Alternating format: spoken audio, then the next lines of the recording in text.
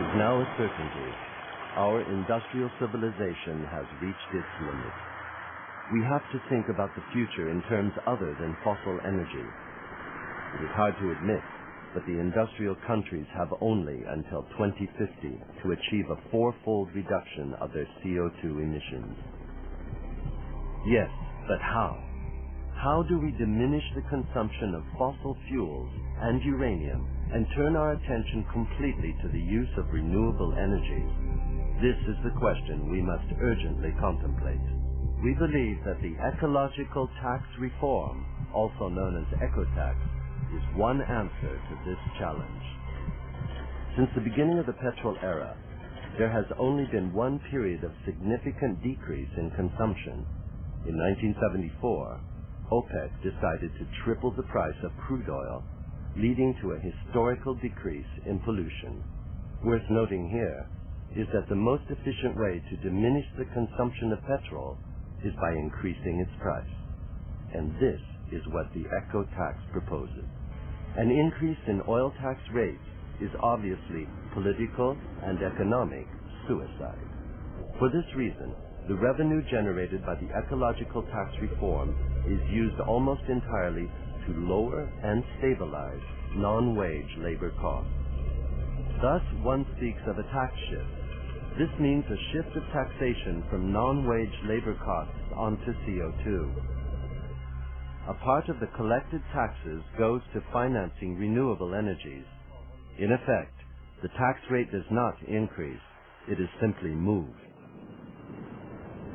By taxing progressively and significantly each ton of CO2 released into the atmosphere, the ecotax automatically reduces the consumption of fossil fuel-based products. This takes place in such economic sectors as transport, industry, and agriculture, as well as in the heating of buildings. Greenhouse gases present a cost to the collectivity that is not reflected in the actual price of fossil fuels. The Ecological Tax Reform satisfies the polluter-payer principle by re-establishing realistic prices. It helps improve the functioning of the market. Good for employment, good for climate, and neutral for wallets, Ecological Tax Reform has been applied in Germany since 1999.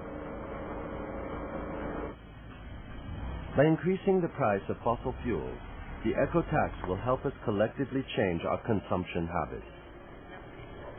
Petrol costs a bit more. I walk with them more now. I'm less stressed. The price is rising. I have to adapt. And that's not so bad.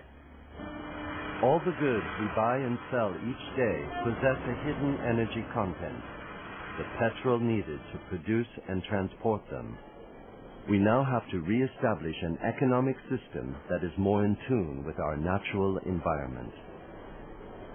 It's not easy to change bad habits. Now that prices have gone up on imported fruits like strawberries and oranges, well, one thinks twice before buying. If it's too expensive, I don't buy it. To start reducing our CO2 emissions, the Kyoto Protocol has put into place a market for carbon credits. The big companies are attributed a maximum CO2 emission quota. Those who succeed in surpassing the reduction goals can then sell precious emission credits to the others. But the Ecological Tax Reform goes much further. Only this reform will effectively allow us to reduce petrol consumption by 3/4. This reform is a shift in taxation. By progressively taxing all polluting sources of energy, this tax reform discourages their use. In this way, billions of dollars can be recovered and used to reduce non-wage labor expenses while developing renewable energy. The money used to purchase petrol could be better employed producing locally renewable energy or to simply save energy. We all want to act in favor of the environment, but as individuals we are powerless when facing the formidable challenges of climate change. The eco-tax is a tool that can help us act collectively.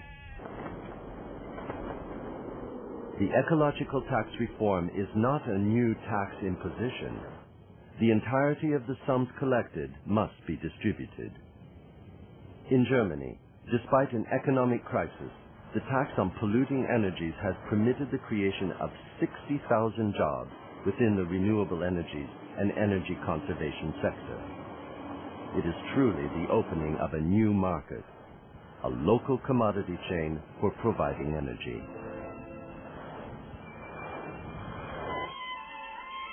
The ecological tax reform is difficult to put into practice, but it is the only way we can seriously reduce our CO2 emissions.